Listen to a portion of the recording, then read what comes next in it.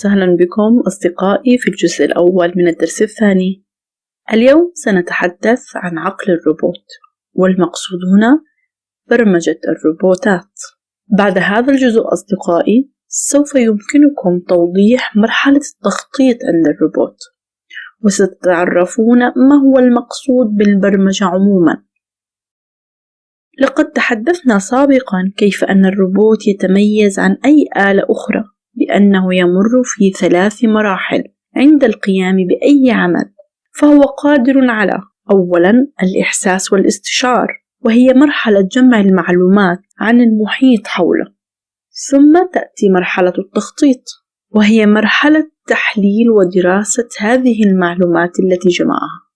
ثم بناء على كل هذا سوف يقوم الروبوت بالتنفيذ العملي وتطبيق ما توصل له من جمع المعلومات وتحليلها.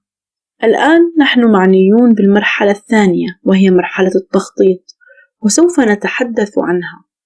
نحن نعلم أن مرحلة التخطيط تتبع مرحلة جمع المعلومات، حيث سيقوم الروبوت بدراسة وتحليل هذه المعلومات. هل تتم هذه العمليات أيضا عند الإنسان؟ نعم، تبدأ مرحلة تجميع المعلومات عند الإنسان بالحواس ال5، ثم يقوم الإنسان بتحليل المعلومات وفهمها ومعرفة على ماذا تدل الأشياء التي التقطها بحواسه ال5. أين يتم هذا التحليل؟ في الدماغ. إذن مرحلة التحليل والتخطيط عند الإنسان تتم في الدماغ. فلنرى معا كيف يتم ذلك عند الإنسان. هنا يمكننا رؤية ولد يسير للأمام، ثم يرى صخرة كبيرة في طريقه فيقف ويغير اتجاهها ويلف حولها حتى لا يصطدم بها ويكمل طريقه. إذن فهذا الولد بداية كان ينظر وجمع المعلومات، حيث كانت وجود صخرة في طريقه، فكر وحلل ماذا يجب أن يفعل. لا يستطيع أن يكمل طريقه باستقامة كما كان يسير، فقام بالالتفاف حول هذه الصخرة، جمع معلومات، حللها، ثم قام بالتنفيذ بعمل بديل بخطة جديدة حتى يتجنب الاصطدام بالصخرة. في حالة الروبوت هنا هو يسير بخط مستقيم، هذا هو الأمر الذي تلقاه، أن يسير مستقيما. في حال لم يتم تزويده بالمعلومات اللازمة ولا يمتلك الأوامر التي تمكنه من التعامل مع أي شيء مختلف، فهو سينفذ الأمر نفسه دون أي تفكير، أي سيبقى يسير في خط مستقيم رغم وجود الصخرة أمامه. فالروبوت آلة لا تفكر، ولكن الإنسان يعطيها أوامر متعددة لتنفذ مهمتها بشكل صحيح. انظروا هنا كيف سيصطدم الروبوت في الصخرة ويقع أرضا. لاحقا سنرى معا كيف يتمكن الروبوت من حل هذه المشكلة بمساعدة الإنسان طبعا، حيث سيقوم بإعطائه أوامر تفصيلية وبرمجة دقيقة ليتخطى مثل هذه المواقف. الآن لنشاهد هذا الفيديو معا ونعود للتحدث عنه.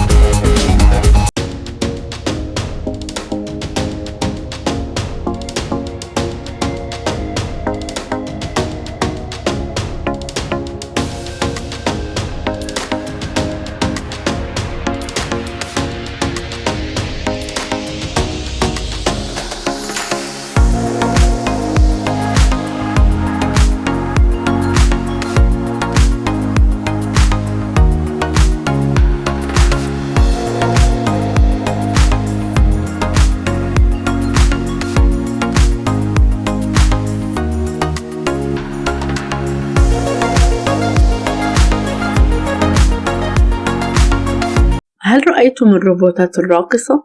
إنها ترقص مع النغمات. هل تظنون أن هذا الروبوت سمع صوت الموسيقى وبدأ بالرقص معها؟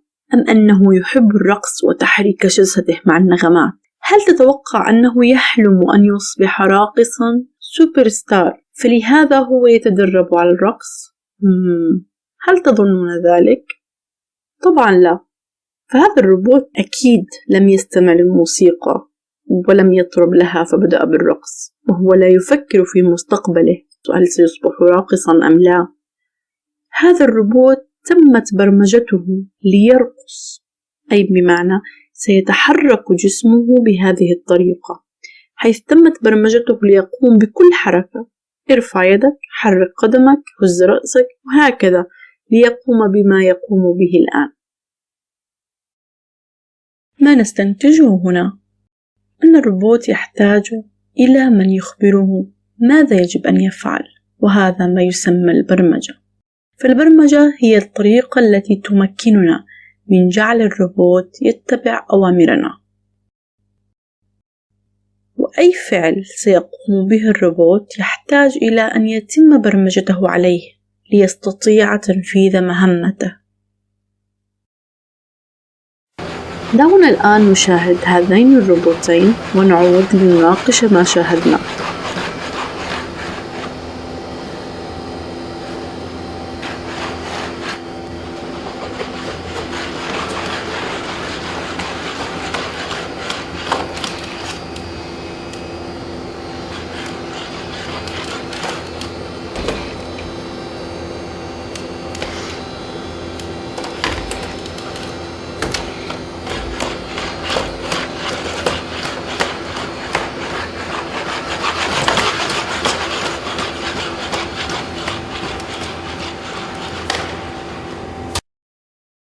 الروبوت الأول لم يتم برمجته لفتح الباب، ولا يملك يدًا كالروبوت الثاني، رغم أنه أدرك أن الباب مغلق وهو بحاجة لفتحه، ولكنه لم يستطع فتحه. أما الروبوت الثاني فهو مبرمج ليقوم بإمساك مقبض الباب ولفه وشد الباب وفتحه كاملًا. كل روبوت له مهمة يقوم بها ويحتاج إلى أن يتم برمجته لتنفيذها.